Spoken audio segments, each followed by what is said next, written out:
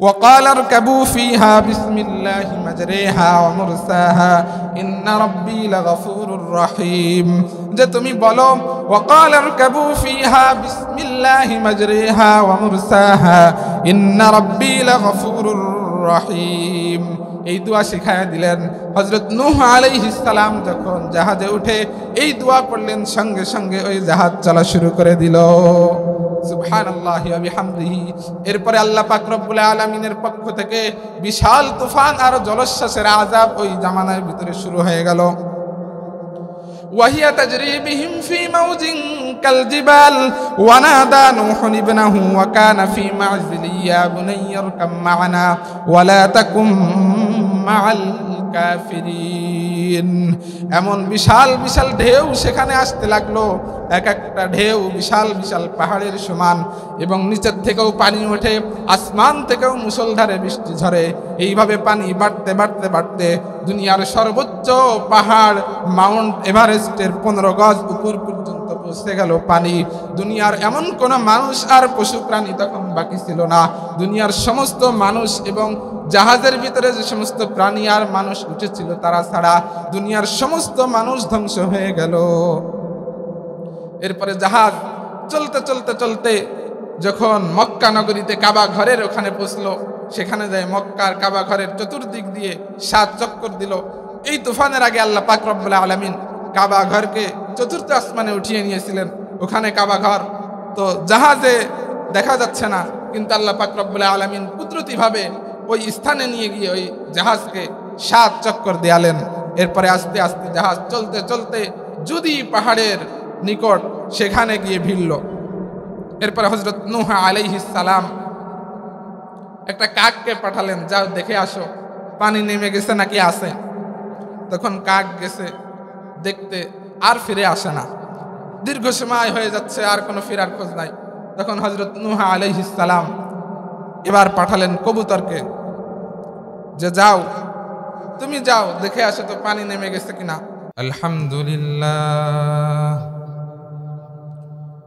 আলহামদুলিল্লাহ নাহমাদুহু ওয়া নাস্তাঈনুহু ওয়া নাস্তাগফিরুহু ওয়া নু'মিনু বিহি ওয়া নাতাওয়াক্কালু আলাইহি ওয়া নাউযু আনফুসিনা ومن سيئات أعمالنا من يهده الله فلا مضل له ومن يضلله فلا هادي له وحده لا شريك له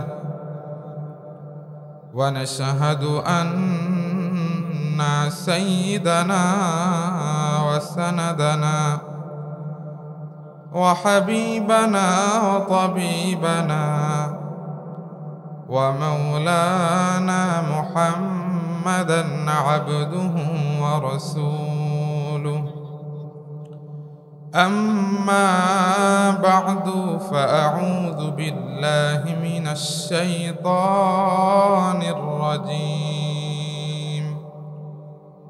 بسم الله الرحمن الرحيم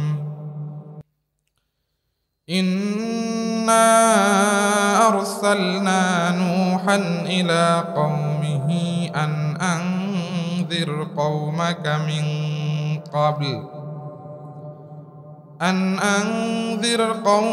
من قبل أن يأتيهم عذاب أليم قال يا قوم إني لكم نذير مبين أن اعبدوا الله واتقوه وأطيعون سبحانك لا علم لنا إلا ما علمتنا إنك أنت العليم الحكيم জাযাল্লাহু আন্না মুহাম্মাদাম মা হুয়া আহলুহু সুবহানাল্লাহি ওয়া বিহামদিহি সুবহানাল্লাহিল আযীম। আল্লাহুম্মা আরিনাল হাক্কা হাক্কান ওয়ারযুকনা ইত্তিবা'আহ ওয়া আরিনাল বাতিলা বাতিলান ওয়ারযুকনা ইজতিনাবাহ। সকলে বলি আমিন। দুরূদ শরীফ পড়ি। আল্লাহুম্মা সাল্লি আলা মুহাম্মাদিন ওয়া আলা আলি মুহাম্মাদ কামা সাল্লাইতা আলা ইব্রাহিম ওয়া আলা আলি ইব্রাহিম ইন্নাকা হামিদুম মাজিদ। আল্লাহুম্মা বারিক আলা মুহাম্মাদিন ওয়া আলা আলি মুহাম্মাদ কামা বারাকতা আলা ইব্রাহিম ওয়া আলা আলি ইব্রাহিম ইন্নাকা হামিদুম মাজিদ। আলহামদুলিল্লাহ। খাজুরা, গহেরপুর, তেজরোল, তেলিধান্যপড়া জান্নাতুল বাকি কবরস্থান উন্নয়ন কমিটি ও এলাকাবাসীর উদ্যোগে আয়োজিত আজকের তাফসীরুল কোরআন মাহফিলের সম্মানিত সভাপতি,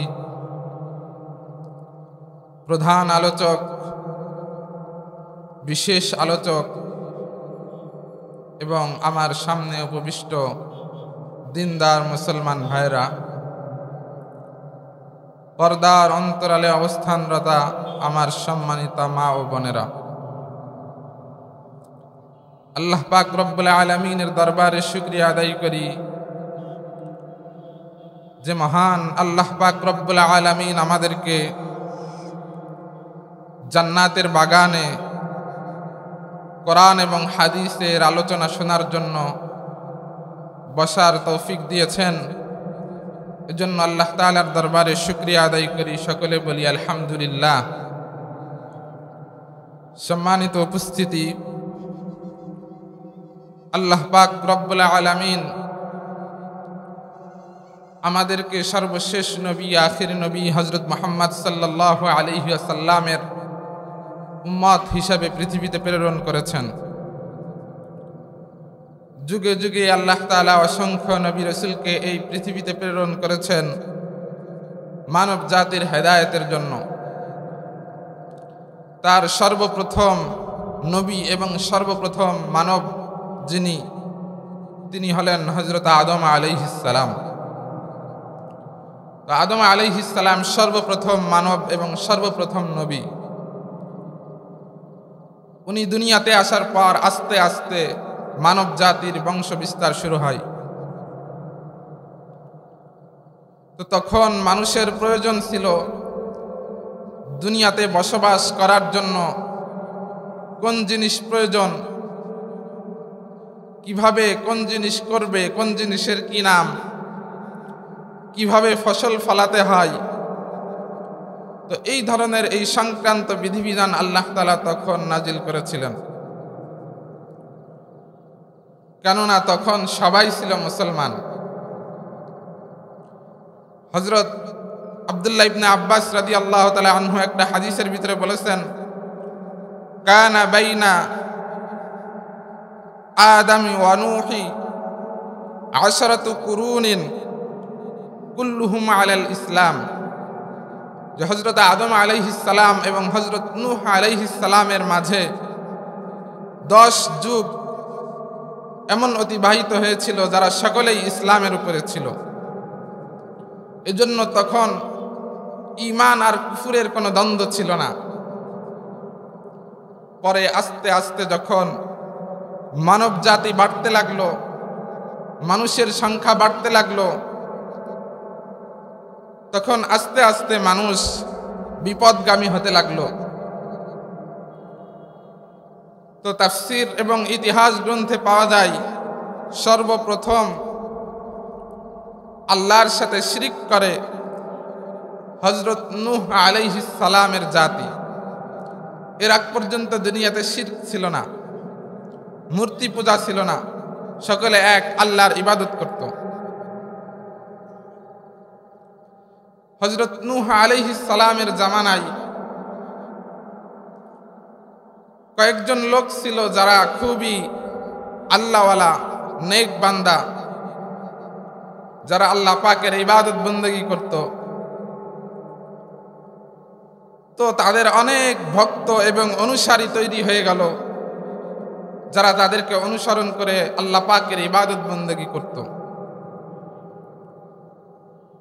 তো এক পর্যায়ে এই সমস্ত লোক যাদেরকে অনুসরণ করে ইবাদত করত, তারা মৃত্যুবরণ করলো, দুনিয়ার থেকে বিদায় নিল।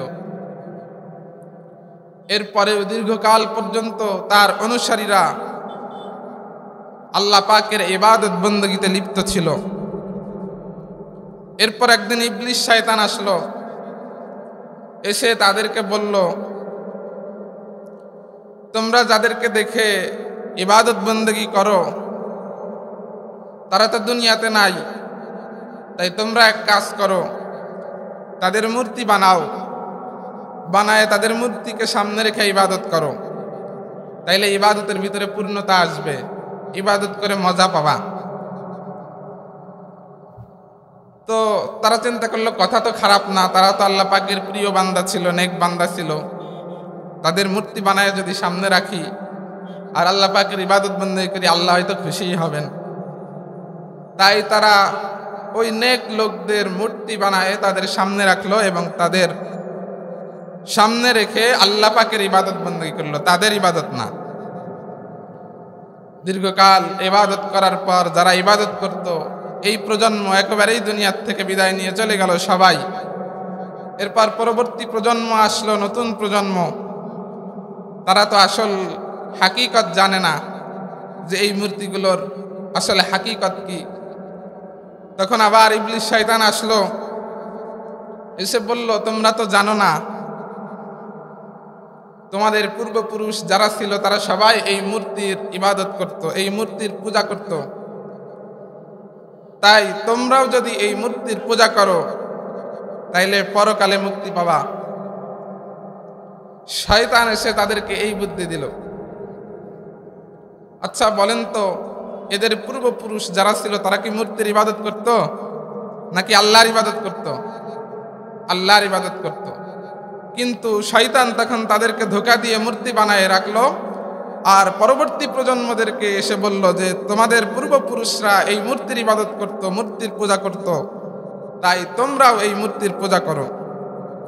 এই কথা শোনার পরে তারাও এই মূর্তির পূজা করা শুরু করলো। এখান থেকেই শুরু হলো মূর্তি পূজার সূচনা। পৃথিবীর ইতিহাসে মূর্তি পূজার সূচনা হয় এখান থেকে, হযরত নূহ আলাইহিস সালামের জামানায়। এভাবে তারা একের পর এক অপরাধ করতে করতে অপরাধের মাত্রা বাড়তে লাগলো। মূর্তি পূজা, যেটা দুনিয়ার সবচেয়ে বড় অপরাধ, আল্লাহর সাথে শিরক। আল্লাহ পাক কোরআনে কারীমের মধ্যে বলেছেন, লা তুশরিক বিল্লাহ ইন্নাশ শিরকা লাযুলমুন আযীম, যে তোমরা আল্লাহর সাথে শিরক করো না, নিশ্চয় শিরক হচ্ছে মহা অপরাধ, মহা জুলুম, আল্লাহর সাথে শিরক করা। তো এই অপরাধের চেয়ে বড় অপরাধ তো আর হতে পারে না। এই অপরাধে তারা নিমজ্জিত হয়ে গেল। এরপর আল্লাহ পাক রব্বুল আলামিন হযরত নূহ আলাইহিস সালামকে প্রেরণ করলেন। আল্লাহ পাক কোরআনে কারীমের ভিতরে বলতেছেন, ইন্না আরসালনা নূহান ইলা কওমিহি আন আনযির কওমাকা মিন ক্বাবলি আন ইয়াতিয়াহুম আযাবুন আলীম। ইন্না আরসালনা নূহান ইলা কওমিহি, যে আমি নূহ আলাইহিস সালামকে তার কওমের কাছে প্রেরণ করেছি, আন আনযির কওমাকা মিন ক্বাবলি আন ইয়াতিয়াহুম আযাবুন আলীম, যাতে করে সে তার উম্মতদেরকে ভীতি প্রদর্শন করতে পারে মূর্তি পূজা থেকে ফিরে আসার জন্য, এবং তাদেরকে সতর্ক করতে পারে যদি তারা এই মূর্তি পূজায় লিপ্ত থাকে, তাইলে আল্লাহর পক্ষ থেকে তাদের কাছে যন্ত্রণাদায়ক আযাব আসবে। নূহ আলাইহিস সালাম এসে তাদেরকে বললেন, ক্বালা ইয়া কওমি ইন্নী লাকুম নাযীরুম মুবিন, হে আমার কওম, আমি আল্লাহ তাআলার পক্ষ থেকে এসেছি তোমাদের জন্য ভীতি প্রদর্শনকারী। তোমরা যদি এই মূর্তি পূজা করো তাইলে আল্লাহ পাকের পক্ষ থেকে তোমাদের উপরে আযাব আসবে। ইন্নী লাকুম নাযীরুম মুবিন আন ইবুদুল্লাহা ওয়াত্তাকুহু ওয়া আতিউন, তোমরা মূর্তি পূজা ছেড়ে এক আল্লাহর ইবাদত করো। ওয়াত্তাকুহু ওয়া আতিউন, এবং আল্লাহকে ভয় করো আর আমার আনুগত্য করো। তোমরা যদি এটা করতে পারো, ইয়াগফির লাকুম মিন যুনুবিকুম ওয়া ইউআখিরুকুম ইলা আজালিম মুসাম্মা, তাইলে আল্লাহ পাক রব্বুল আলামিন তোমাদের সমস্ত গুনাহগুলোকে ক্ষমা করে দিবেন। ওয়া ইউআখিরুকুম ইলা আজালিম মুসাম্মা, এরপর আল্লাহ পাক রব্বুল আলামিন একটা নির্দিষ্ট কাল পর্যন্ত তোমাদেরকে দুনিয়াতে বসবাস করতে দিবেন। ইন্না আজালাল্লাহি ইযা জাআ লা ইউআখার লাউ কুনতুম তা'লামুন, আর আল্লাহ পাক যে নির্দিষ্ট কাল নিজের কাছে স্থির করে রেখেছেন তার থেকে এক মুহূর্ত বিলম্বিত হবে না। লাউ কুনতুম তা'লামুন, যদি তোমরা জেনে থাকো। এভাবে হযরত নূহ আলাইহিস সালাম তার কওমকে সতর্ক করলেন, কিন্তু তার কওম তার কথা শুনল না, উল্টো তার বিরুদ্ধে বিভিন্ন যুক্তি পেশ করলো যে তুমি যে আমাদের কাছে ভীতি প্রদর্শনকারী হিসেবে এসেছো, তুমিও তো আমাদের মতো মানুষ, তুমিও তো আমাদের মতো খাবার খাও, আমাদের মতো বাজারে যাও, তোমাকে দেখতেও তো আমাদের মতোই লাগে, তাহলে তুমি আবার কি আমাদেরকে ভীতি প্রদর্শন করছো? তুমিও তো আমাদের মতোই মানুষ। হযরত নূহ আলাইহিস সালামের এই কথাকে তারা গ্রহণ করল না, উল্টো আরো দিন যত যায় নূহ আলাইহিস সালামের বিরুদ্ধে তারা বিভিন্ন ষড়যন্ত্র করতে লাগলো।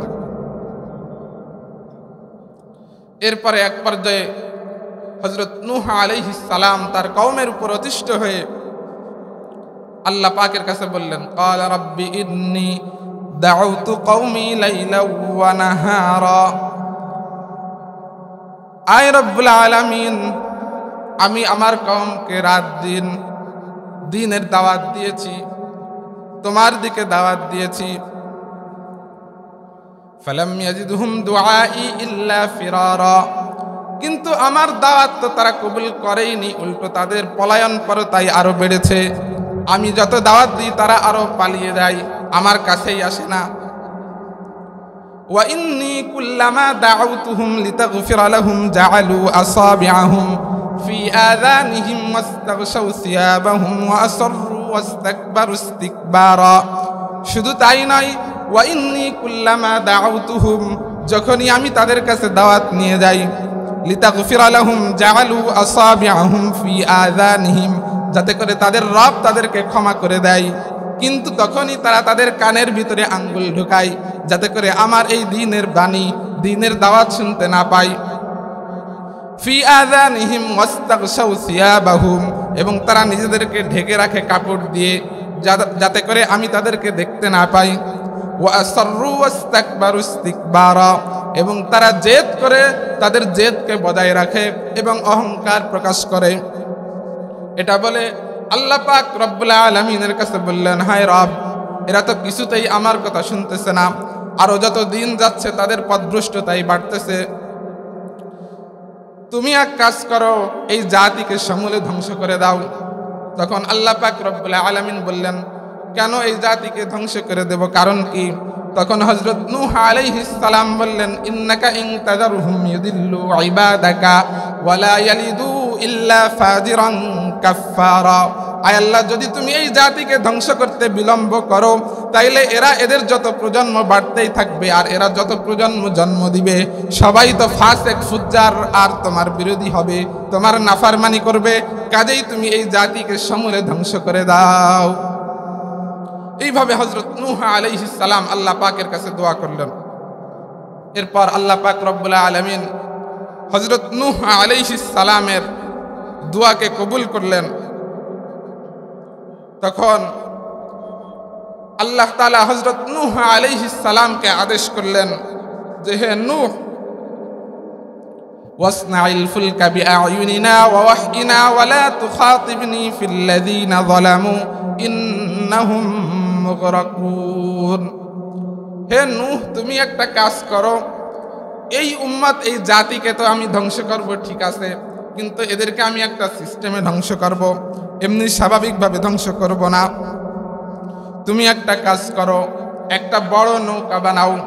ওয়াসনাইল ফুলকা বিআয়ুনিনা ওয়া ওয়াহয়িনা, যেই নৌকাটা তুমি তোমার নিজের মন মতো বানাবা না, আমি যেভাবে বলবো সেভাবেই বানাবা। তখন আল্লাহ তাআলার কাছে জিজ্ঞেস করলো, আয় আল্লাহ, নৌকা বানাবো তো ঠিকই, কিন্তু কি দিয়ে বানাবো? স্টিলের বানাবো নাকি কাঠের বানাবো? তখন আল্লাহ তাআলা বললেন মিন খাশাবিন, কাঠ দিয়ে বানাবা। তখন হযরত নূহ আলাইহিস সালাম আবার জিজ্ঞেস করলেন কি কাঠ দিয়ে বানাবো? আল্লাহ পাক রব্বুল আলামিন বললেন শাল কাঠ দিয়ে নৌকা বানাও। তখন হযরত নূহ আলাইহিস সালাম শাল কাঠ খুঁজতে শুরু করলেন, কিন্তু ওই সময় দুনিয়াতে কোথাও শাল গাছ ছিল না। তখন আবার আল্লাহ পাককে বললেন, আয় আল্লাহ, দুনিয়াতে কোথাও তো শাল গাছ খুঁজে পাই না, শাল গাছের কাঠ দিয়ে আমি নৌকা বানাবো কিভাবে? তখন আল্লাহ পাক রব্বুল আলামিন জিবরিল আমিনের মাধ্যমে হযরত নূহ আলাইহিস সালামের কাছে শাল গাছের চারা প্রেরণ করলেন। তখন হযরত নূহ আলাইহিস সালাম সেই শাল গাছ রোপণ করলেন।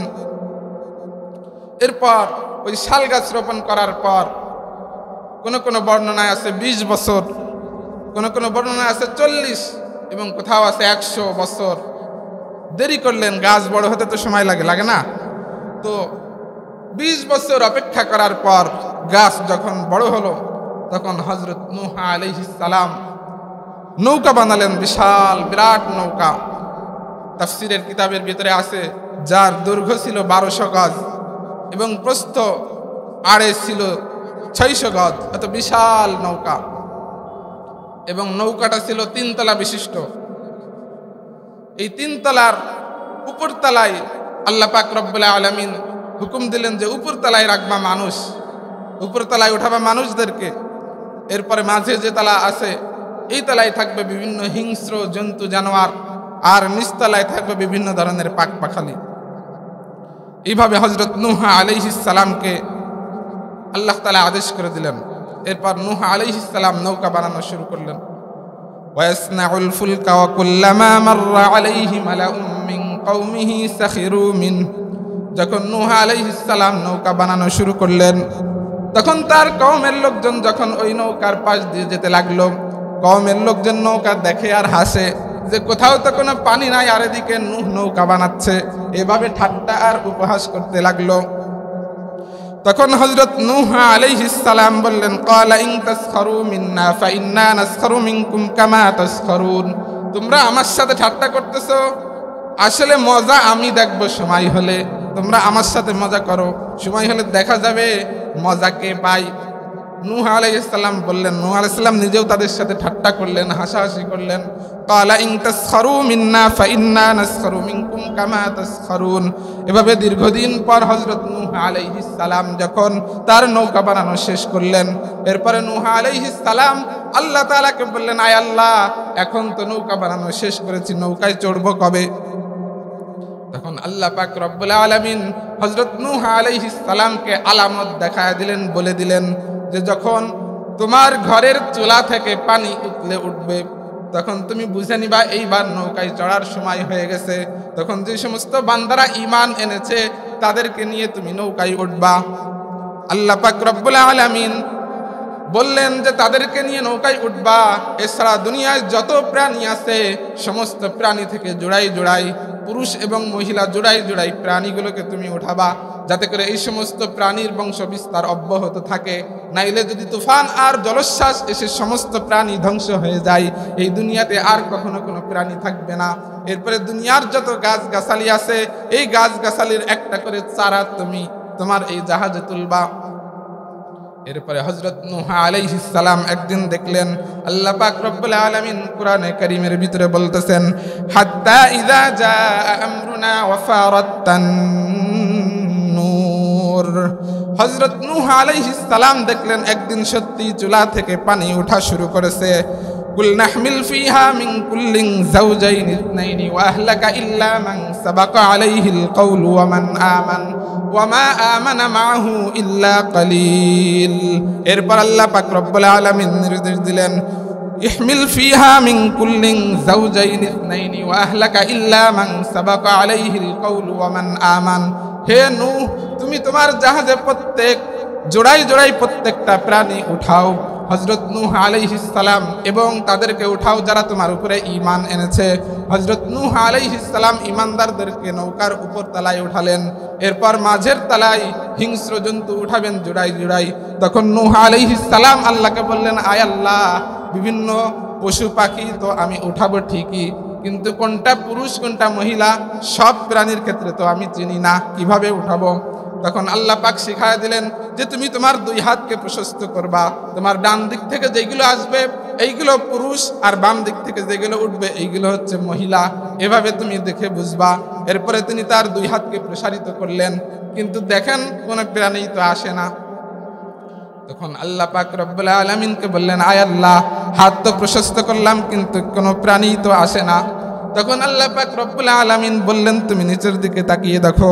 হযরত নূহ আলাইহিস সালাম নিচের দিকে তাকায় দেখলেন একটা ছোট্ট পিঁপড়া আস্তে আস্তে ধীর পায়ে এগিয়ে আসতেছে। সুবহানাল্লাহি ওয়া বিহামদিহি। তখন হযরত নূহ আলাইহিস সালাম পিঁপড়াকে বললেন যে, পিঁপড়া তুমি কেন আসছো? তখন পিঁপড়া বলল, আল্লাহ পাক আমাকে পাঠাইছে এই জাহাজে ওঠার জন্য। তখন হযরত নূহ আলাইহিস সালাম বললেন, যাও ওঠো জাহাজে।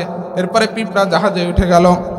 তাফসীরের কিতাবের ভিতরে আসছে সর্বপ্রথম এই পিঁপড়া উঠলো, এরপরে আল্লাহ পাক রব্বুল আলামিন পাক পাখালির ভিতরে সর্বপ্রথম তোতা পাখি উঠলো জাহাজে। এরপরে আস্তে আস্তে রশির মতো পেঁচাতে পেঁচাতে আসলো সাপ। নূহ আলাইহিস সালাম দেখে ভয় পেয়ে গেলেন, আল্লাহকে বললেন, আয় আল্লাহ, সাপ জাহাজে না ওঠালে হয় না? জাহাজে তো মানুষ থাকবে, এই বিষধর সাপ যদি জাহাজে ওঠে তাইলে মানুষ তো ভয় পাবে, মানুষকে যদি দংশন করে তাইলে মারাও তো যেতে পারে, না ওঠালে হয় না? আল্লাহ পাক রব্বুল আলামিন বললেন যে, সাপেরও তো বংশ বিস্তার দরকার আছে, সুতরাং সাপকেও জাহাজে উঠাও, কিন্তু যতদিন পর্যন্ত এই সাপ জাহাজের ভিতরে থাকবে, ওই জাহাজের ভিতরে থাকবে, ততদিন পর্যন্ত এই সাপের কোনো বিষ থাকবে না। আমি আল্লাহ পাক রব্বুল আলামিন কুদরতি ভাবে এই সাপের সমস্ত বিষ নিঃশেষ করে দিব। সুবহানাল্লাহি ওয়া বিহামদিহি। এরপরে সাপ উঠে গেল জাহাজে। এরপরে বনের রাজা সিংহ আসলো। তো সিংহ খুব ভয়ঙ্কর প্রাণী, মানুষ খেয়ে ফেলে, অন্যান্য প্রাণী জীবজন্তু তাদেরকেও খেয়ে ফেলে। তো আল্লাহ পাক রব্বুল আলামিনকে বললেন নূহ আলাইহিস সালাম যে, আল্লাহ, এবার তো আসলো সিংহ, এই সিংহ তো যারে পায় তারে খাবে, এই সিংহ যদি ওঠে অন্য প্রাণীগুলোরে তো আস্ত রাখবে না। তখন আল্লাহ পাক রব্বুল আলামিন বললেন যে, তাইলে তুমি এক কাজ করো, সিংহের মাথায় হাত দাও। হযরত নূহ আলাইহিস সালাম সিংহের মাথায় হাত রাখলেন, রেখে দেখলেন প্রচন্ড গরম।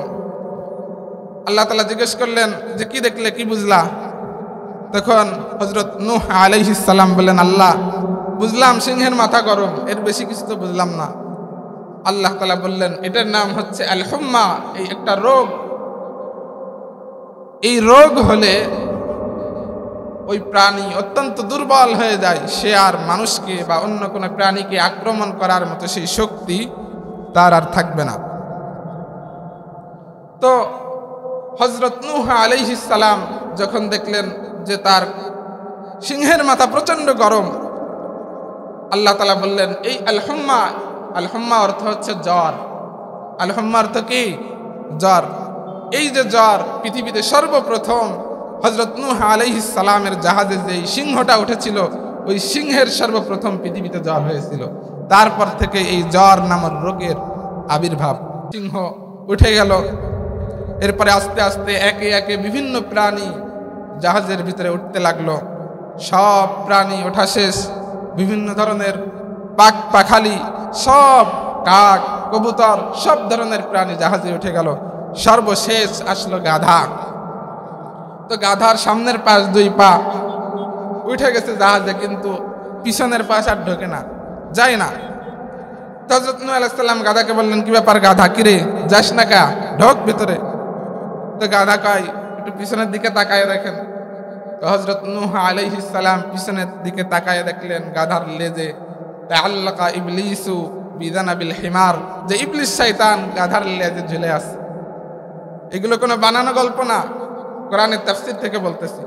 তাআল্লাকা ইবলিসু বিযানাবিল হিমার, ইবলিস গাধার লেজে ঝুলে আছে। তখন হযরত নূহ আলাইহিস সালাম জিজ্ঞেস করলেন, ইয়া ইবলিস লিমা তাআল্লাকতা বিযানাবিল হিমার, কিরে তুই গাধার লেজের সাথে ঝুলে আসিস কেন? তখন ইবলিস বলে, আমার কাছে জিজ্ঞেস না করে আল্লাহর কাছে জিজ্ঞেস করেন, আল্লাহই বলবে। তখন নূহ আলাইহিস সালাম আল্লাহর কাছে জিজ্ঞেস করেন, আল্লাহ গাধার লেজে তো ঝুলে আছে ইবলিস, ওরে জিজ্ঞেস করলাম কেন ঝুলে আসিস?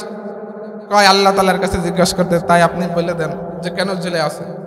তখন আল্লাহ পাক রব্বুল আলামিন বললেন যে যখন ইবলিসকে জান্নাত থেকে বিতাড়িত করে দিলাম, তখন ইবলিস আমার কাছে দোয়া করলো, আয় আল্লাহ দীর্ঘদিন তোমার এখানে ছিলাম, তোমার ইবাদত বন্দেগী করলাম, এর কি কোনো বিনিময় আমি পাবো না?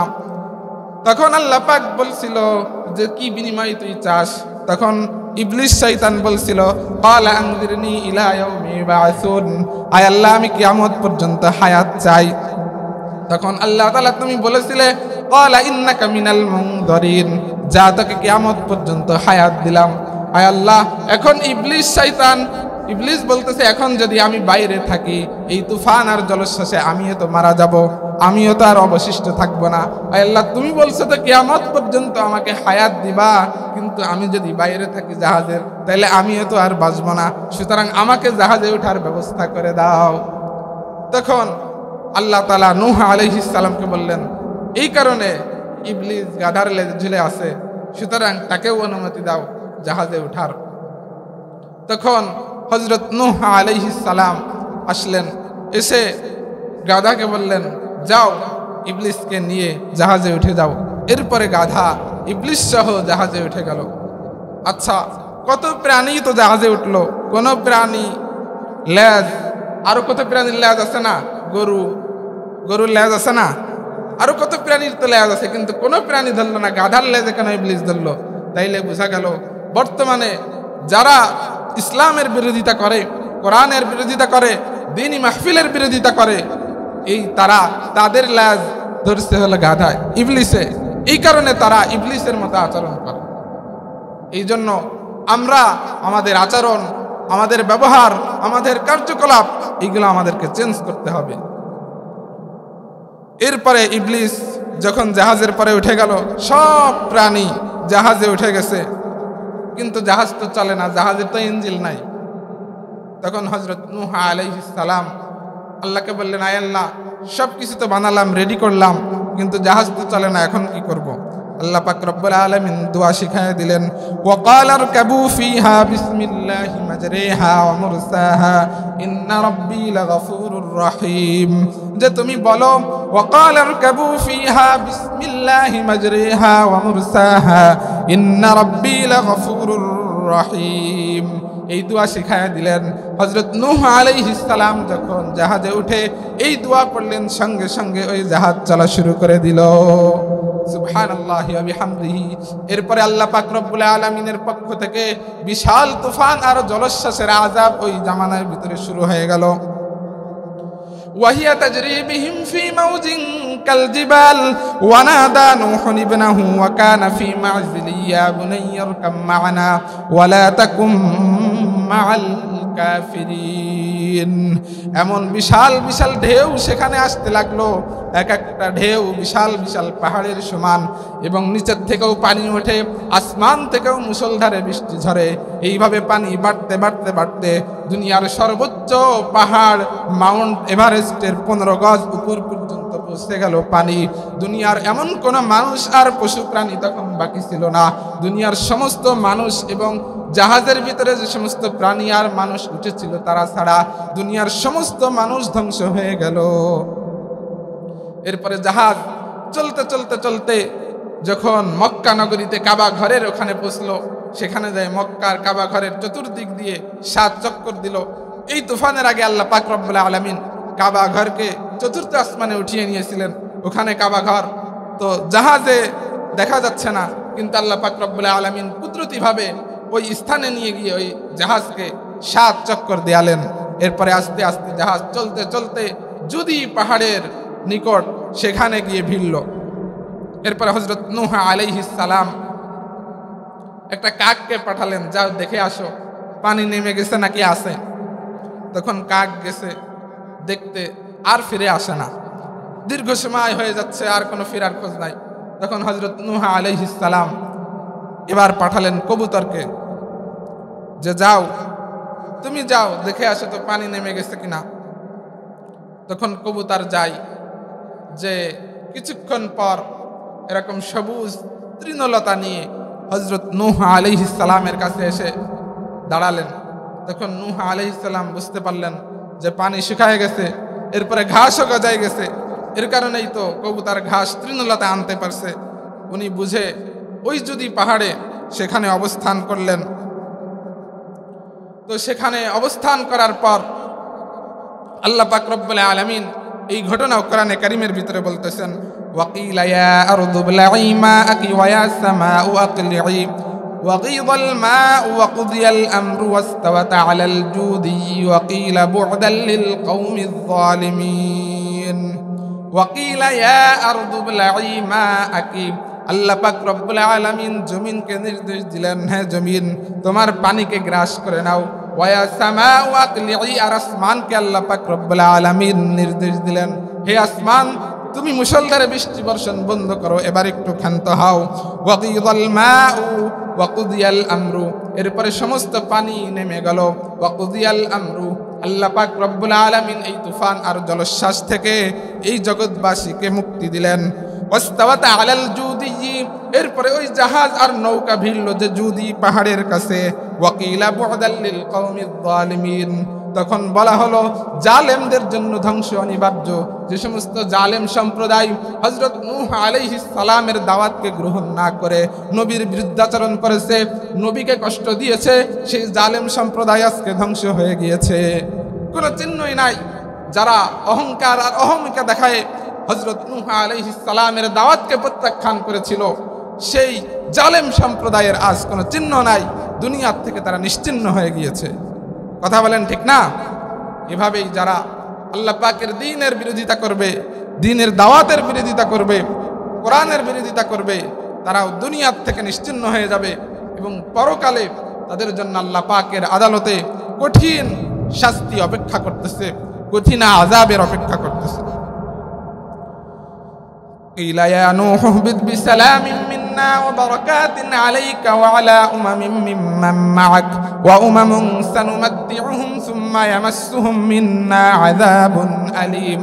অতঃপর আল্লাহ পাক রব্বুল আলামিন নূহ আলাইহিস সালামকে নির্দেশ দিলেন, ইহবিত বিসালামিন মিন্না ওয়া বারাকাতিন আলাইক ওয়া উমামুন সানুমাত্তিউহুম সুম্মা ইয়ামাসসুহুম মিন্না আযাবুন আলীম। হে নূহ, আপনি এবার শান্তি এবং বরকতের সাথে এই জাহাজ থেকে যদি পাহাড়ে অবতরণ করুন। হযরত নূহ আলাইহিস সালাম তার সাথী সঙ্গীদেরকে নিলেন, নিয়ে ওই যদি পাহাড়ে অবতরণ করলেন। এরপর যদি পাহাড়ের পাদদেশে একটা এলাকায় সেখানে বসতি স্থাপন করলেন। হযরত নূহ আলাইহিস সালামের সাথে লোক ছিল, বর্ণনায় কোনো বর্ণনায় এসেছে 40 থেকে 42, আবার কোনো বর্ণনায় এসেছে 80 থেকে 82 জন মাত্র লোক হযরত নূহ আলাইহিস সালামের দাওয়াতে সাড়া দিয়ে ইসলাম গ্রহণ করেছিল। হযরত নূহ আলাইহিস সালাম এই দ্বীনের দাওয়াত দিয়েছিলেন দীর্ঘ 950 বছর। কত বছর? 950 বছর। তো দীর্ঘ 950 বছর দাওয়াত দেওয়ার পর হযরত নূহ আলাইহিস সালামের দাওয়াত কবুল করেছে, দাওয়াত গ্রহণ করেছে কতজন বলেন? মাত্র 80 থেকে 82। এত অল্প সংখ্যক লোক তারা তার দাওয়াতকে গ্রহণ করেছে। এরপরে এভাবে ধারাবাহিকতায় যুগের পর যুগ আল্লাহ তাআলা বিভিন্ন নবী রাসূলকে প্রেরণ করেছেন। এই যুগে আল্লাহ তাআলা আর কোনো নবী প্রেরণ করবেন না। আমাদের নবী হযরত মুহাম্মদ সাল্লাল্লাহু আলাইহি ওয়াসাল্লাম সর্বশেষ নবী। এই যুগে এই নবীর দায়িত্ব উলামা একরামের উপরে। আল উলামা ওয়ারাসাতুল আম্বিয়া, যে হাদিসের ভিতরে আসছে উলামা একরাম হচ্ছে নবীদের ওয়ারিস, তাদের উত্তরাধিকারী। এই নবীওয়ালা দায়িত্ব, আল্লাহ পাকের দ্বীনের প্রচার প্রসার, এই দায়িত্ব এখন উলামা একরামের উপরে। তো যুগে যুগে আল্লাহ পাক অসংখ্য নবী রাসূলকে প্রেরণ করেছেন এই দ্বীনের দাওয়াত দিতে। আল্লাহ পাক রব্বুল আলামিন মানব জাতির সৃষ্টিকর্তা, পালনকর্তা, মানব জাতির প্রভু, রিজিক দাতা। আল্লাহ পাকই মানব জাতিকে সৃষ্টি করেছেন, শুধু সৃষ্টি করেই ক্ষান্ত হননি। তিনি এমন রব, এমন প্রতিপালক, এমন প্রভু, তিনি শুধু মানব জাতিকে সৃষ্টি করেই ক্ষান্ত হননি। মানব জাতি দুনিয়াতে কিভাবে সুখে থাকবে, কিভাবে ভালো থাকবে, কোন কাজ করলে মানুষ দুনিয়াতেও সফল হবে, আখিরাতেও সফল হবে, এই ব্যবস্থা, এই দিক নির্দেশনা, এই গাইডলাইনও আল্লাহ পাক রব্বুল আলামিন যুগে যুগে নবী রাসূল প্রেরণ করে এবং আসমানি কিতাব প্রেরণ করে আল্লাহ পাক রব্বুল আলামিন দিয়েছেন। সর্বশেষ নবী, আমাদের প্রিয় নবী, আখির নবী হযরত মুহাম্মদ সাল্লাল্লাহু আলাইহি ওয়াসাল্লাম যখন দুনিয়াতে আসলেন, তিনিও এই দাওয়াত নিয়ে, কোরআন এবং কোরআনের দাওয়াত নিয়ে, আল্লাহ পাকের বাণী মানুষের মাঝে প্রচার প্রসার করার জন্য আসলেন। আল্লাহর রাসূল সাল্লাল্লাহু আলাইহি ওয়াসাল্লাম এমন একটা যুগে এই পৃথিবীতে এসেছিলেন যখন ওই যুগে, ওই জামানায়, ওই এলাকায়, ওই যুগটাকে কি যুগ বলা হয়? জাহেল যুগ, অন্ধকার যুগ। জাহেল যুগ মানে, জাহিলিয়াতের যুগ মানে কি? অন্ধকার যুগ। তার মানে বোঝা গেল ওই যুগটা ছিল অন্ধকার, কোনো বিদ্যুতের ব্যবস্থা ছিল না, সূর্যও উঠতো না, এই কারণে অন্ধকার। হ্যাঁ, কথা বলেন, এই কারণে অন্ধকার যে বিদ্যুৎ ছিল না আর সূর্য উঠতো না, এই কারণে অন্ধকার? না না, এই কারণে ওই যুগকে অন্ধকার যুগ বলা হয় না। অন্ধকার যুগ বলা হয় তাদের ভিতরে আল্লাহ পাকের ওহী, আল্লাহ পাকের বিধান, এই আল্লাহ পাকের ওহীর নূর তাদের ভিতরে ছিল না। তারা বিপদগামী হয়ে গিয়েছিল, তারা পথভ্রষ্ট হয়ে গিয়েছিল, আল্লাহ পাকের হুকুম থেকে তারা দূরে সরে গিয়েছিল, আল্লাহ পাকের ইবাদত থেকে দূরে সরে গিয়েছিল। এমন কোনো অপরাধ ছিল না যা তারা করতো না। অন্যায়, রাহাজানি, দুনিয়াতে যত ধরনের অপরাধ হতে পারে সব ধরনের অপরাধ ওই যুগের মানুষ করত। এবং এমনকি তারা তাদের নিজের কন্যা সন্তান, আপন কন্যা সন্তানকে জীবিত কবর দিত। এমন নির্মম তারা, নিষ্ঠুর ছিল যা দুনিয়ার মানুষ কল্পনাও করতে পারে না। কোনো বাবা কি নিজের কলিজার টুকরা সন্তানকে জীবিত কবর দিতে পারে? বলেন, পারে না। সন্তান তো কত মায়ার জিনিস একজন পিতার জন্য, কিন্তু তারা এতটা নিষ্ঠুর আর নির্মম ছিল যে নিজের কলিজার টুকরা কন্যা সন্তানকে জীবিত কবর দিত। ওই এমন একটা যুগে, এমন একটা এলাকায় আল্লাহ পাকের নবী হযরত মুহাম্মদ সাল্লাল্লাহু আলাইহি ওয়াসাল্লামকে আল্লাহ পাক রব্বুল আলামিন প্রেরণ করেছিলেন।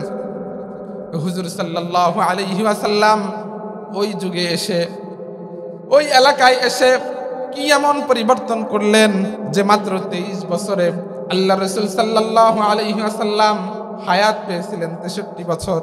বলেন কত বছর? 63 বছর। আর নবুয়ত প্রাপ্ত হন 40 বছরে। তাইলে কয় বছর হলো? নবুয়ত প্রাপ্তি থেকে হায়াত শেষ হওয়া পর্যন্ত কত বছর? 23 বছরে।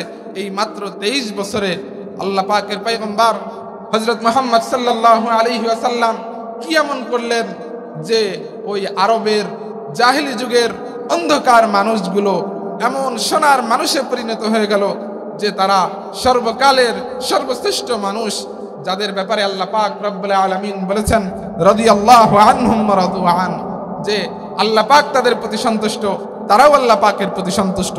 এমন কি করলেন যে তারা সর্বকালের সর্বশ্রেষ্ঠ মানুষে পরিণত হয়ে গেল। সুবহানাল্লাহি ওয়া বিহামদিহি। আল্লাহ পাকের নবী হযরত মুহাম্মদ সাল্লাল্লাহু আলাইহি ওয়াসাল্লামের উপর যখন আল্লাহ পাক রব্বুল আলামিন নবুয়ত দিলেন, নবুয়ত দেওয়ার পর নবীজি গোপনে গোপনে আল্লাহ পাকের ইবাদত বندگی করতে লাগলেন। এখনই দাওয়াতের কাজ শুরু করেননি। তার আগে থেকেই হীরা গুহায়, মক্কার অদূরেই জাবালে নূরের হীরা গুহায় গিয়ে ধ্যানমগ্ন থাকতেন, আল্লাহ পাকের ইবাদত বندگی করতেন। আম্মা জান হযরত খাদিজাতুল কুবরা রাদিয়াল্লাহু তাআলা আনহু নিজের প্রাণপ্রিয় স্বামীকে খাবার দেওয়ার জন্য সেখানে যেতেন।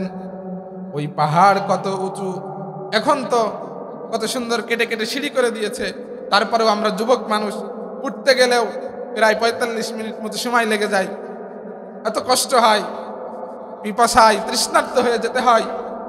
কিন্তু ভাবলে অবাক হতে হয় যে তখন 1500 বছর আগে আম্মা জান হযরত খাদিজাতুল কুবরা রাদিয়াল্লাহু তাআলা আনহা, উনি মহিলা মানুষ, কিভাবে অত উপরে তার স্বামীর জন্য খাবার নিয়ে গেছেন। পাহাড়ের পাথরের ভিতর দিয়ে দিয়ে সেখানে যেতে হয়। কত কষ্ট করেছেন নিজের স্বামীর জন্য। তো হযরত রাসূল করিম সাল্লাল্লাহু আলাইহি ওয়াসাল্লাম নবুয়তের আগে সেখানে ধ্যানমগ্ন থাকতেন। এক পর্যায়ে নবুয়ত প্রাপ্ত হন। আল্লাহ পাক সর্বপ্রথম ইকরা বিসমি রাব্বিকাল্লাযী খালাক খালাকাল ইনসানা মিন আলাক ইকরা ওয়া রাব্বুকাল আকরাম আল্লাযী আল্লামা বিল কলম আল্লামাল ইনসানা মা লাম ইয়ালাম, এই 5 আয়াত সর্বপ্রথম আল্লাহ পাক রব্বুল আলামিন নাজিল করলেন। এরপরে আল্লাহর রাসূল সাল্লাল্লাহু আলাইহি ওয়াসাল্লাম নবুয়ত প্রাপ্তির পর ধীরে ধীরে আস্তে আস্তে গোপনে গোপনে মানুষের কাছে এই ইসলামের বাণী, ইসলামের দাওয়াত প্রচার প্রসার করতে লাগলেন। অল্প কিছু সংখ্যক মানুষ, তার আপনজন হযরত আবু বকর সিদ্দিক, হযরত খাদিজাতুল কুবরা, এরকম কিছু কিছু লোক আল্লাহ রাসূল সাল্লাল্লাহু আলাইহি ওয়াসাল্লামের দাওয়াত গ্রহণ করে ইসলামের সুশীতল ছায়ায় আশ্রয় গ্রহণ করলো। এরপর আল্লাহ পাক রব্বুল আলামিন কুরআনের আয়াত নাযিল করলেন, ইয়া আইয়ুহার রাসূল বাল্লিগ মা উনজিলা ইলাইকা মির রাব্বিক ফাইন লাম তাফআল ফামা বাল্লাগতা রিসালাতাহু ওয়াল্লাহু ইয়াসিমুকা মিনান নাস ইন্নাল্লাহা লা ইয়াহদিল কওমাল কাফিরিন। হে রাসূল, বাল্লিগ মা উনজিলা ইলাইকা মির রাব্বিক, আপনার প্রতি যে ওহী নাজিল করা হয়েছে, যে কিতাব নাজিল করা হয়েছে, এই কিতাবের প্রচার প্রসার করুন। অন্য আয়াতে আল্লাহ পাক রব্বুল আলামিন বলতেছেন, কিতাবুন আনজালনাহু ইলাইকা লিতুখরিজান নাসা মিনাজ যুলুমাতি ইলান নূর। যেই কিতাব কোরআন এমন একটা কিতাব, যে কিতাব মানুষকে অন্ধকার থেকে আলোর দিকে নিয়ে যায়। এটা একটা নূর, আলো। অন্ধকার মানুষকে আলোকিত মানুষে রূপান্তর করে এই কোরআন, এই কিতাব। এটা এমন একটা মহান কিতাব, এই কিতাবের স্পর্শে যারা আসবে, এই কিতাবের সংস্পর্শে যারা আসবে, তারা আলোকিত মানুষে পরিণত হবে। বলেন সুবহানাল্লাহি ওয়া বিহামদিহি। এরপর আল্লাহর নবী সাল্লাল্লাহু আলাইহি ওয়াসাল্লাম আল্লাহ পাকের এই আদেশ প্রাপ্ত হয়ে তার কওমদেরকে একত্রিত করলেন। সাফা পাহাড়ের পাদদেশে সবাইকে ডাকলেন যে তোমরা আসো। তো সবাই একত্রিত হওয়ার পর আল্লাহর রাসূল সাল্লাল্লাহু আলাইহি ওয়াসাল্লাম তখন বললেন, আমি যদি তোমাদেরকে বলি এই পাহাড়ের পাদদেশে পিছনে তোমাদের উপর আক্রমণ করার জন্য শত্রু বাহিনী লুকিয়ে আছে, তাইলে কি তোমরা আমার কথা বিশ্বাস করবে? তখন তারা জবাব দিল, হ্যাঁ অবশ্যই বিশ্বাস করব, কেননা আমরা তোমার জন্মের পর থেকে আজ পর্যন্ত দেখে আসতেছি কখনোই তুমি মিথ্যা কথা বলো নাই। আমরাই তো তোমাকে উপাধি দিয়েছি আল আমিন, সত্যবাদী, বিশ্বস্ত। কখনোই তুমি আমানতের খেয়ানত করো নাই, কারোর কোনো ক্ষতি করো নাই, কখনোই মিথ্যা কথা বলো নাই, সুতরাং অবশ্যই তোমার কথা আমরা বিশ্বাস করব। তখন আল্লাহর নবী সাল্লাল্লাহু আলাইহি ওয়াসাল্লাম বললেন, কুলু লা ইলাহা ইল্লাল্লাহ তুফলিহুন, তোমরা সকলে বলো লা ইলাহা ইল্লাল্লাহ, আল্লাহ ছাড়া কোনো রব নাই, আল্লাহ ছাড়া কোনো পালনকর্তা নাই, আল্লাহ ছাড়া কোনো রিজিকদাতা নাই, আল্লাহ ছাড়া কোনো রব নাই। তোমরা এক আল্লাহকে আল্লাহ বলে বিশ্বাস করো আর স্বীকার করো, এখন থেকে এক আল্লাহর ইবাদত বন্দেগী করো, তুফলিহু, তবেই তোমরা সফল কাম হতে পারবে। আল্লাহর নবী সাল্লাল্লাহু আলাইহি ওয়াসাল্লাম যখন তার কওমের কাছে এই দাওয়াত দিলেন, তখন সর্বপ্রথম তার চাচা আবু লাহাব সে বলল, তাব্বাল্লাকা ইয়া মুহাম্মদ আলিহাযা জামাআতানা, মুহাম্মদ তুমি ধ্বংস হও, এই জন্যই কি আমাদেরকে ডেকেছ? এভাবে মুহাম্মদ সাল্লাল্লাহু আলাইহি ওয়াসাল্লামের এই দাওয়াতকে প্রত্যাখ্যান করলেন এবং তার ধ্বংস কামনা করলেন। তখন আল্লাহ পাক রব্বুল আলামিন তার বিপরীতে সূরা নাজিল করলেন, সূরা লাহাব, তাব্বাত ইয়াদা আবি লাহাবিন ওয়া তাব মা আগনা আনহু মালুহু ওয়া মা কাসাব সায়াসলা নারান যাতা লাহাব ওয়া ইমরাআতুহু হাম্মালাতাল হাতাব ফি জিদিহা হাবলুম মিন মাসাদ। আবু লাহাব আমার রাসূলের ধ্বংস কামনা করে, আমি আল্লাহ তাআলা বলে দিলাম আবু লাহাব ধ্বংস হোক, তার 2 হাত ধ্বংস হোক। সে যে সম্পদ কামাই করছে, সে যা উপার্জন করছে, এইগুলো তার কোনো কাজে আসেনি। সায়াসলা নারান যাতা লাহাব, অচিরেই আবু লাহাব অগ্নিকুণ্ডে নিক্ষিপ্ত হবে, জাহান্নামে যাবে। ওয়া ইমরাআতুহু হাম্মালাতাল হাতাব, তার স্ত্রী সুদ্ধা, তার স্ত্রী সহ সে জাহান্নামে যাবে, তার স্ত্রীও ধ্বংস হোক। তার স্ত্রী ছিল উম্মে জামিল, যে আল্লাহর নবী সাল্লাল্লাহু আলাইহি ওয়াসাল্লামকে কষ্ট দিত, পথের ভিতরে কাঁটা দিয়ে রাখতো যাতে আল্লাহর রাসূল সাল্লাল্লাহু আলাইহি ওয়াসাল্লামের পায়ে বিদ্ধ হয়ে নবীজি সাল্লাল্লাহু আলাইহি ওয়াসাল্লাম কষ্ট পান। এভাবে ধাপে ধাপে আল্লাহর নবী সাল্লাল্লাহু আলাইহি ওয়াসাল্লামকে কষ্ট দিত। আল্লাহ পাক রব্বুল আলামিন ওই আয়াতের ভিতরে বলেছেন, ওয়াল্লাহু ইয়াসিমুকা মিনান নাস, হে রাসূল আপনি দ্বীনের দাওয়াত দিতে গিয়ে, কোরআন এবং হাদিসের প্রচার প্রসার করতে গিয়ে পদে পদে আপনার কাছে বাধা আসবে, মানুষ ষড়যন্ত্র করবে, আপনাকে বাধা দিবে। ওয়াল্লাহু ইয়াসিমুকা মিনান নাস, কিন্তু আল্লাহ পাক রব্বুল আলামিন সমস্ত বাধা থেকে, সমস্ত ষড়যন্ত্র থেকে আল্লাহ পাক আপনাকে হেফাজত করবেন। ওয়াল্লাহু ইয়াসিমুকা মিনান নাস ইন্নাল্লাহা লা ইয়াহদিল কওমাল কাফিরিন, আল্লাহ পাক রব্বুল আলামিন কাফির সম্প্রদায়ের জন্য হেদায়েত রাখেন নাই। পদে পদে আমি তোমাকে হেফাজত করব, রক্ষা করব, তুমি দ্বীনের দাওয়াত দিতে থাকো। আল্লাহ রাসূল সাল্লাল্লাহু আলাইহি ওয়াসাল্লাম দ্বীনের দাওয়াত দিতে থাকলেন। দিতে দিতে এক পর্যায়ে মানুষ দলে দলে ইসলামের ছায়াতলে আশ্রয় নিতে লাগলো। তখন মক্কার কাফের কুরাইশরা টেনশনে পড়ে গেল যে আমাদের মাতুব্বারি তো আর বেশি দিন টিকবে না। যেভাবে মানুষ দলে দলে মুহাম্মাদের কথায় ইসলাম গ্রহণ করছে, আমাদের নেতাগিরি তো সব ছুটবে, যেভাবেই হোক মুহাম্মাদকে ঠেকাতে হবে। তখন নবীজির চাচা আবু তালেবের কাছে এসে বলল যে মুহাম্মাদকে ডাকো, যে মুহাম্মাদ কি শুরু করছে, ও কি চাই বলো। ও যদি চাই মক্কার সবচেয়ে সুন্দরী মেয়েকে বিবাহ করতে, আমরা তার সাথে মক্কার সবচেয়ে সুন্দরী মেয়েকে বিবাহ দিব। মুহাম্মাদের যদি সম্পদের লোভ থাকে আমাদেরকে বলুক, এই মক্কার সমস্ত সম্পত্তি একত্রিত করে আমরা মুহাম্মাদকে দিয়ে দিব। মুহাম্মাদ যদি ক্ষমতা চাই, পাওয়ার চাই, তাহলে এই মক্কার ক্ষমতা আমরা মুহাম্মাদের হাতে তুলে দিব। কিন্তু মুহাম্মাদ এই দ্বীনের দাওয়াত দেওয়া, ইসলামের দাওয়াত দেওয়া থেকে তার বিরত হতে হবে। তখন আল্লাহর নবী সাল্লাল্লাহু আলাইহি ওয়াসাল্লাম দীপ্ত কণ্ঠে ঘোষণা করেছিলেন, ইয়া আম্মাহু ওয়াল্লাহি লাউ ওয়াদা'ু আশ-শামসা ফি ইয়ামিনি ওয়াল কামারা ফি ইয়াসারি আলা আন আতরুকা হাযাল আমরা হাত্তা ইউযহিরাহু আল্লাহু আও উহলিকা ফীহি লাউ তারাকতুহু। যে হে আমার কলিজার টুকরা চাচা, এই কাফের কুরাইশরা যদি আমার এক হাতে সূর্য আর এক হাতে চন্দ্রও এনে দেয়, তবু আমি এই দাওয়াত দেওয়া থেকে এক চুল পরিমাণও পিছপা হব না, যতক্ষণ না আল্লাহ পাক রব্বুল আলামিন এই দ্বীনকে বিজয়ী করবেন, অথবা আমি এই পথে দাওয়াত দিতে দিতে ধ্বংস হয়ে যাব। আল্লাহু আকবার। আল্লাহ রাসূল সাল্লাল্লাহু আলাইহি ওয়াসাল্লাম দীপ্ত কণ্ঠে এই বাণী শোনায় দিলেন। তখন মক্কার কাফেররা হতাশ হয়ে এখান থেকে চলে গেল।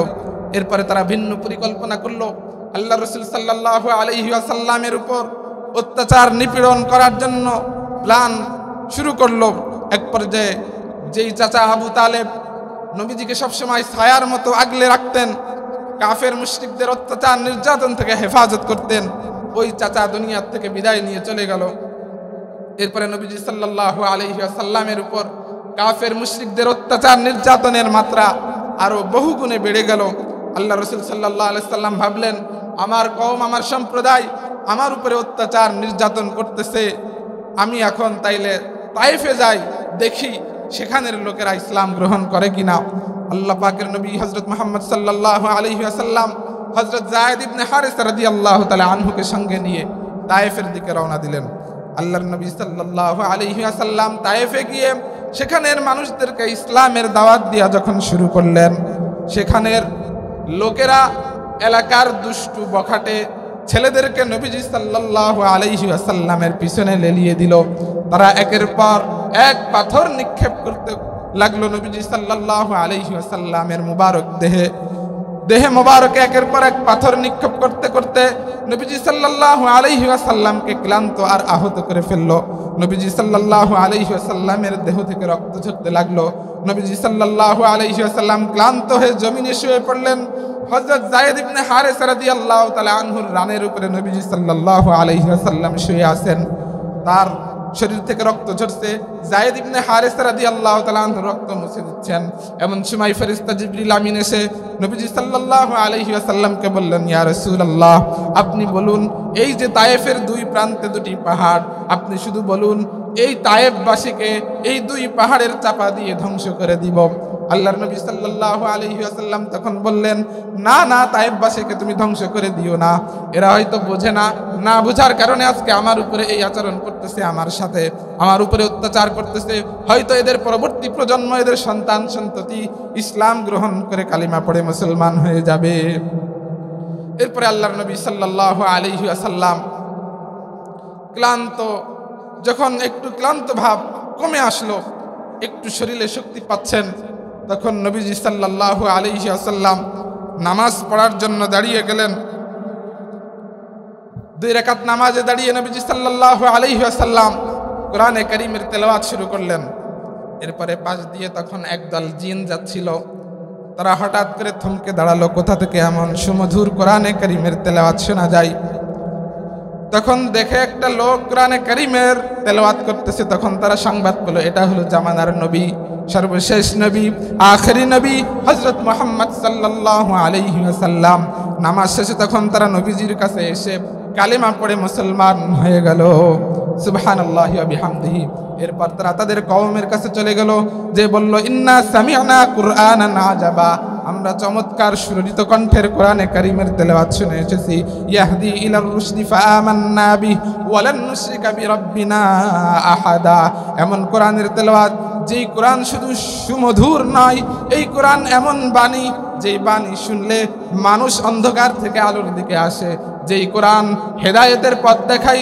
ওয়ালান নুশরিকা বিরাব্বিনা আহাদা, আমরা দৃঢ় প্রতিজ্ঞা করেছি এখন থেকে আমরা আর শিরক করব না, আল্লাহ পাকের ইবাদত করব, একমাত্র আল্লাহ পাককে প্রভু হিসেবে মেনে নিব, আল্লাহ পাককে একমাত্র রব হিসেবে মেনে নেব। রাদিতু বিল্লাহি রাব্বাও ওয়া বিল ইসলামি দীনাও ওয়া বিমুহাম্মাদিন সাল্লাল্লাহু আলাইহি ওয়াসাল্লাম নাবিয়্যা। আমরা আল্লাহ পাককে রব হিসেবে পেয়ে সন্তুষ্ট, আমরা ইসলামকে দ্বীন ধর্ম হিসেবে পেয়ে সন্তুষ্ট, আমরা নবীজি সাল্লাল্লাহু আলাইহি ওয়াসাল্লামকে নবী রাসূল হিসেবে পেয়ে সন্তুষ্ট। এভাবে তারা তাদের কওমের কাছে, জিনরা তাদের গোত্রের মানুষের জিনদের কাছে, যে তখন এই বাণী ঘটনা যখন শোনালো, তারাও সাথে সাথে আশেপাশে যারা ছিল ওই সমস্ত জিনরাও তাদের আহ্বানে সাড়া দিয়ে ইসলামের ছায়াতলে আশ্রয় গ্রহণ করলো। সুবহানাল্লাহি ওয়া বিহামদিহি। এজন্য কোরআন এটা মানুষকে অন্ধকার থেকে আলোর দিকে নিয়ে আসে। কোরআনের সংস্পর্শে যারা আসবে তারা হেদায়েতের পথে চলতে পারবে। এজন্য কোরআন এটা এমন একটা কিতাব, এটা জীবন্ত মুআজিজা। এখন আমাদের মাঝে নবী নাই, রাসূল নাই, কিন্তু আল্লাহ পাকের কিতাব কোরআন রয়েছে। এই কোরআন অনুযায়ী যদি আমরা চলতে পারি, তাইলে আমরা কখনোই পথভ্রষ্ট হব না। আল্লাহ রাসূল সাল্লাল্লাহু আলাইহি ওয়াসাল্লাম বিদায় হজের ভাষণের দিন বলেছেন, তারাকতু ফীকুম আমরাইন লান তাদিল্লু মা তামাসসাকতুম বিহিমা কিতাবাল্লাহি ওয়া সুন্নাত রাসূলি। হে আমার উম্মত, হয়তো আগামী বছর আর তোমাদের সাথে আমার আর দেখা হবে না, আমি আর হয়তো দুনিয়াতে বেশি দিন থাকবো না। আমার ইন্তেকালের পর তোমরা যদি আল্লাহ পাকের কোরআন আর আমার সুন্নাত তথা হাদিসকে আঁকড়ে ধরতে পারো, তাইলে তোমরা কখনোই পথভ্রষ্ট হবে না, তোমরা কখনোই গুমরাহ হবে না। আর যদি তোমরা গুমরাহ হও, পথভ্রষ্ট হয়ে যাও, তাইলে পরকালে তোমাদের জন্য ভীষণ শাস্তি আর ভীষণ আযাব অপেক্ষা করতেছে।